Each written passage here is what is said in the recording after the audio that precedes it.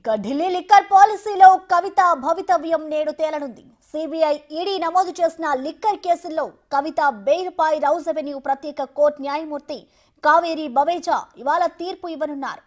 Bail కోసం trial కోర్టును కవిత ఆశ్రయించగా ED, CBI రెండు కేసుల్లోనూ ఇప్పటికే వాదనలు ముగిశాయి.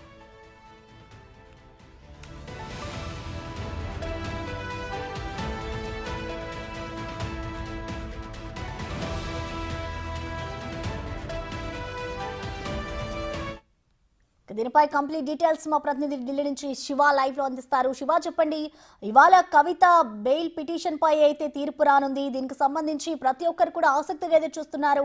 ఇప్పటి వరకు వాదనలు ఎలా జరిగాయి? శివ, అప్డేట్స్ ఏంటి?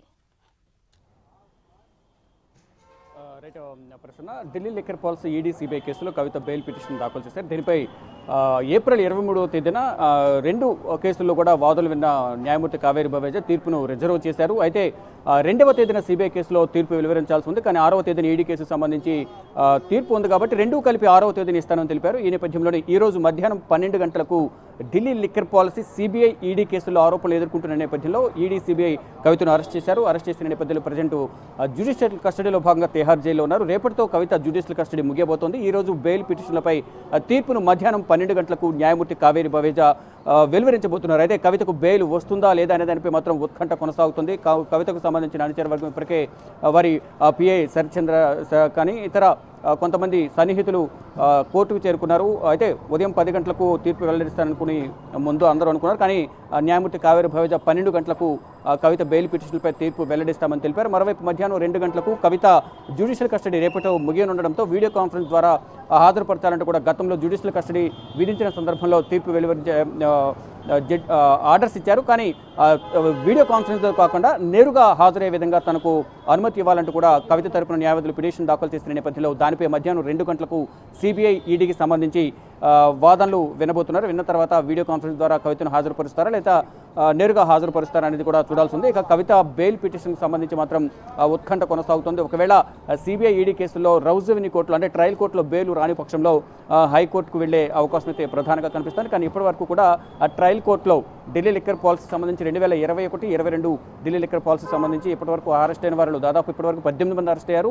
ఆ 18 మందిలో కూడా కొంతమంది అప్రూవర్గా మారిన నేపథ్యంలో ఎవరికి కూడా ట్రయల్ కోర్టులో ఇప్పటివరకు బెయిల్ వచ్చిన దాఖలాలు ఎవరికి కనిపించలేదు. ఇక్కడ ట్రయల్ కోర్టులో బెయిల్ పిటిషన్లు తిరస్కరించిన తర్వాత హైకోర్టుకు వెళ్ళడం, హైకోర్టులో కూడా మధ్యంతర బెయిల్ హెల్త్ గ్రౌండ్స్లోనే మాత్రమే హైకోర్టులో మధ్యంతర బెయిల్ అనేది కొంతమందికి ఇచ్చారు. తర్వాత మరికొంతమంది సుప్రీంకోర్టుకు వెళ్ళి అక్కడ సంజయ్ సింగ్కి మాత్రం సుప్రీంకోర్టులో బెయిల్ మంజూరైంది. ఇక మరోవైపు అరవింద్ కేజ్రీవాల్కి సంబంధించి కూడా రేపు మధ్యంతర బెయిల్ ఇచ్చేందుకు అవకాశాలు ఉన్నాయి కాబట్టి దానికి సంబంధించి వాదనలు వినేందుకు ఈడీ సిద్ధంగా ఉండాలంటూ కూడా గత విచారణ సందర్భంగా సుప్రీంకోర్టు ధర్మాసనం ఆదేశాలు ఇచ్చింది. దానిలో భాగంగా రేపు అరవింద్ కేజ్రీవాల్కి సంబంధించిన మధ్యంతర బెయిల్ పిటిషన్ సంబంధించి వాదనలు వినబోతున్నారు. ఇక సౌత్ గ్రూప్ సంబంధించి కవిత కీలకంగా వ్యవహరించారు కాబట్టి కవితకు సంబంధించి భవితవ్యం ఈ రోజు తేలబోతుంది. బెయిల్కి సంబంధించి 2 కేసుల్లో కూడా కవితకు బెయిల్ వస్తుందా లేదనే దానిపై కూడా సస్పెన్స్ అయితే కొనసాగుతోంది. కానీ దాదాపు వారి అనుచర వర్గం కూడా కొంచెం నిరాశ అయితే వ్యక్తం చేస్తున్న పరిస్థితి నెలకొంది. అంటే అక్కడ వాళ్ళు బెయిల్కి సంబంధించిన వారు దానిలో మెన్షన్ చేసిన ఇష్యూస్ అని అంత పరిగణనలోకి తీసుకునే అవకాశం లేదు అనేది ప్రధానంగా వారు చెప్తున్న పరిస్థితి కనిపిస్తూ ఉంది. కానీ